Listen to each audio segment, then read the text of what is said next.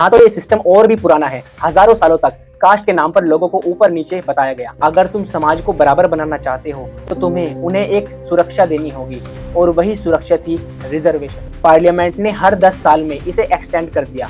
एक स्टूडेंट चाहे 95% ले आए, लेकिन एक रिजर्व्ड कैटेगरी कैंडिडेट कम मार्क्स के साथ एडमिशन या जॉब के लिए जाता है।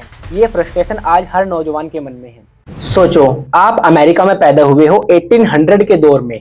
तुम्हारा रंग काला है, सिर्फ इसी वजह से तुम्हें स्कूल जाने का हक नहीं मिलता, एक ही बस में सफर करने का हक नहीं मिलता, और तुम एक सेकंड क्लास सिटीजन बन के रह जाते हो। ये थी अमेरिका की रेशियल सेग्रीगेशन की कहानी। इसी अन्याय को खत्म करने के लिए ही आज भी वहाँ एफर्मेटिव एक्शन पॉलिसीज चल रही है, जो एक तरह का रिजर्वेशन ही है।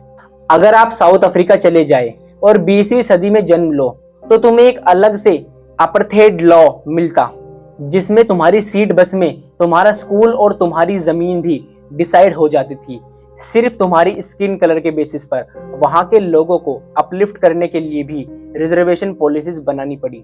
और अब लौटकर भारत आओ, यहाँ तो ये सिस्टम और भी पुराना है। हजारों सालों तक कास्ट के नाम पर लोगों को ऊपर नीचे बताया गया। कोई ब्राह्मण बनकर जन्म ले तो उसके लिए पूरे ज्ञान और शिक्षा के दरवाजे खुले, लेकिन अगर कोई दलित या शूद्र के घर पैदा हो तो उसकी जगह केवल मंदिर के बाहर, गांव के कोने में या फिर डस्टबिन के पास होती थी। मंदिर में प्रवेश मना, शिक्षा मना, इज्जत का हक मना। इसी अत्याचार को तोड़ने के लिए महात्मा ज्योतिबा फूले और सावित्रीबाई फूले जैसे लोगों ने पहला स्कूल खोला, बैकवर्ड और लड़कियों के लिए। BR अम्बेडकर ने अपनी आंखों से ये दर्द झेला। बचपन में उन्हें स्कूल में पानी तक पीने को नहीं दिया जाता था। यही वजह थी कि संविधान लिखते वक्त अम्बेडकर ने कहा, अगर तुम समाज को बराबर बनाना चाहते हो तो तुम्हें उन्हें एक सुरक्षा देनी होगी, और वही सुरक्षा थी रिजर्वेशन। संविधान बनाते वक्त अम्बेडकर ने आर्टिकल 15 और आर्टिकल 16 में क्लियरली लिख दिया था, किसी भी सिटीजन के साथ कास्ट, रिलीजन, जेंडर या प्लेस ऑफ बर्थ के बेसिस पर भेदभाव नहीं होगा। लेकिन बैकवर्ड और SC/ST कम्युनिटीज को स्पेशल प्रोविजंस दिए गए। आर्टिकल 15 में स्टेट बैकवर्ड क्लासेस के लिए स्पेशल स्कीम्स बना रखी है। आर्टिकल 16 गवर्नमेंट जॉब में रिजर्वेशन दी जा सकती है। और आर्टिकल 46 स्टेट को डायरेक्टिव दिया गया कि वो SCs और STs और वीकर सेक्शन की एजुकेशन और इकोनॉमी में मदद करें। और सबसे इम्पोर्टेंट, पॉलिटिकल रिप्रेजेंटेशन।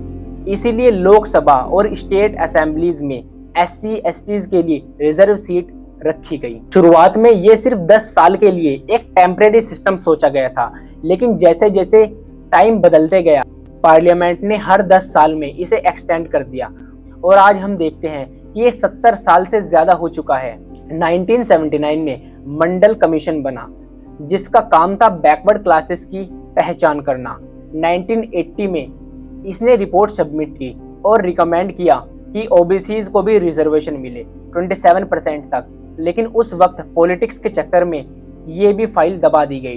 1990 में प्राइम मिनिस्टर VP सिंह ने मंडल कमीशन को इम्प्लीमेंट कर दिया, और फिर क्या हुआ? देश भर में छात्रों ने प्रोटेस्ट किया, सड़कों पर आग लगाई गई, और कई बच्चों ने खुद को आग लगाकर जान दे दी। ये था इंडिया का सबसे बड़ा रिजर्वेशन मूवमेंट। आज इंडिया में लगभग 50% से ज्यादा सीट्स जॉब और एजुकेशन में रिजर्व्ड है। SC/STs, OBCs और अब EWS इकोनॉमिकली वीक सेक्शन भी इंक्लूड है। सपोर्टर्स का कहना है कि ये जरूरी है क्योंकि समाज में अभी भी डिस्क्रिमिनेशन है। अगर रिजर्वेशन हटा दिया गया तो करोड़ों लोग फिर से पीछे छोड़ दिए जाएंगे। लेकिन क्रिटिसाइज करने वालों का कहना है कि रिजर्वेशन अब एक वोट बैंक पॉलिटिक्स बन चुका है। हर इलेक्शन से पहले कोई ना कोई पार्टी रिजर्वेशन का कार्ड खेलती है, और सबसे बड़ा नुकसान मिडिल क्लास यूथ को होता है। एक स्टूडेंट चाहे 95% ले आए, लेकिन एक रिजर्व्ड कैटेगरी कैंडिडेट कम मार्क्स के साथ एडमिशन या जॉब के लिए जाता है। ये फ्रस्ट्रेशन आज हर नौजवान के मन में है। मिडिल क्लास के बच्चे ना तो रिजर्व्ड है और ना ही उनके पास प्राइवेट कोचिंग का पैसा होता है, इसीलिए वो अक्सर सिस्टम में फंसे हुए महसूस करते हैं। जॉब मार्केट में कंपटीशन ऑलरेडी टफ है, और ऊपर से रिजर्वेशन की वजह से और भी टेंशन बढ़ा है। लेकिन दूसरी तरफ गांव के किसी दलित या बैकवर्ड बच्चे को देखो, जिसके घर में बिजली भी नहीं है, स्कूल की किताबें भी दूसरे हाथ की है। उसके लिए रिजर्वेशन एक ऐसी टिकट है जो उसकी पूरी जनरेशन को पॉवर्टी से निकाल सकता है।